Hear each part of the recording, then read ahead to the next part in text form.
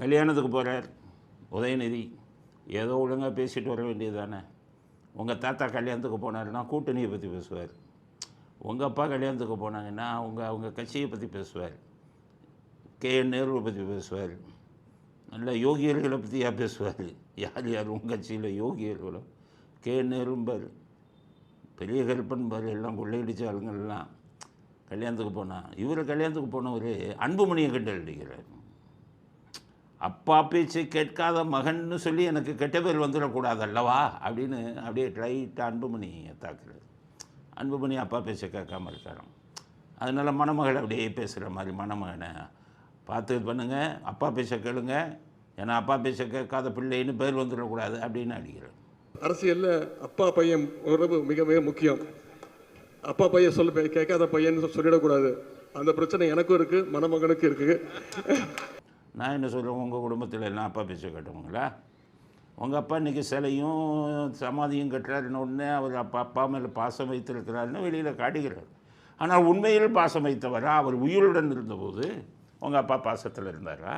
உங்கள் அப்பா பேச்சை கேட்டாரா? உங்கள் தாத்தா பேச்சை உங்கள் அப்பா கேட்டாரா? 1976 ஆட்சியில் இருக்கும்போது உங்கள் அப்பா பண்ண மன்மத லீலைகளுக்கெல்லாம் எவ்வளவோ கூப்பிட்டு சொன்னார் உங்கள் தாத்தா. கட்சிக்கு கெட்ட பேர் வந்துடும்டா. ஏன்னா அங்கே இந்திரா காந்திக்கு ஒரு பையன் சஞ்சய் காந்தி, அவர் அட்டகாசம் பண்ணிக்கிட்டு இருந்தார். இந்திரா காந்தி கெஞ்சுவாங்க, கட்சிக்கு கெட்ட பேர் வந்துடும், கட்சிக்கு கெட்ட பேர் வந்துடும்னு.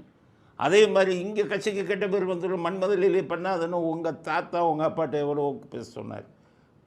ஆனால் உங்கள் அப்பா மன்மத லீலை விஷயத்தில் அவர் பேச்சை கேட்கவே இல்லை. நிறைய லீலைகள் பண்ணார். அதுக்கப்புறம் தான் எமர்ஜென்சியில் கூட்டிகிட்டு போய் கைகாலெல்லாம் ஒடிச்சாங்க. அது நாடு இருந்த கதை. அவருடைய மன்மத லீலைகளும் 76களில் இன்று வயதானவர்களாக இருக்கும் 76 இளைஞர்களாக இருந்த பல பேரும் நாடு இருந்த கதை.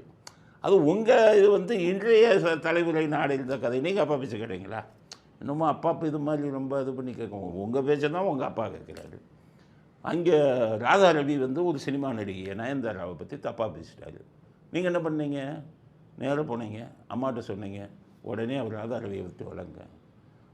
உங்கள் அப்பா சொன்னார், ரெண்டாடே அவங்க நம்ம கட்சியும் இல்லை இதுவும் இல்லை, சினிமா நடிகையை திட்டினதுக்காக கட்சியை விட்டு வளங்கினா கெட்ட பேர் வரும்டான்னு சொன்னார்.